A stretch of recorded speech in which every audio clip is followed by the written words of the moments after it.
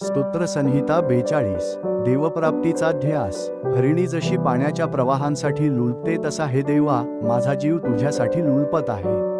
माझा जीव देवासाठी, जिवंत देवासाठी तान्हेला झाला आहे। मी केव्हा देवासमोर येऊन त्याचे दर्शन घेईन? तुझा देव कोठे आहे असे ते मला सतत म्हणतात, म्हणून अहोरात्र माझे अश्रू माझा आहार झाले आहेत। लोकसमुदाय सण पाळीत असे तेव्हा त्यांच्या मेळ्याबरोबर मी कसा चाले, आणि आनंदोत्सव व देवस्तवन यांचा गजर चालला असता देवाच्या घराकडे त्यांना मी कसा मिरवत नेई, हे आठवून माझ्या जीवाचे पाणी पाणी होते।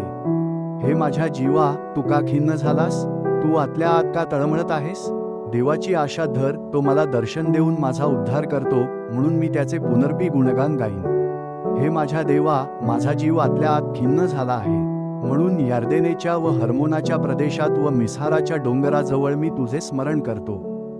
तुझ्या धबधब्यांच्या आवाजाने जणू काय लोंढा लोंढ्याला बोलावत आहे। तुझ्या सर्व लाटा व कल्लोळ माझ्यावरून गेले आहेत। तरी परमेश्वर दिवसा आपले वात्सल्य प्रकट करील, मी रात्री त्याचे गीत, माझ्या जीवनदात्या देवाची प्रार्थना गात राहीन। देव जो माझा खडक, त्याला मी म्हणेन, तू मला का विसरलास? वैऱ्याच्या जाचामुळे सुतक्याच्या वेशाने मी का फिरावे? तुझा देव कोठे आहे असे माझे शत्रू मला एकसारखे म्हणून माझी निंदा करतात, ह्यामुळे माझ्या हाडांचा चुराडा होतो। हे माझ्या जीवा, तू का खिन्न झालास? तू आतल्या आत का तळमळत आहेस?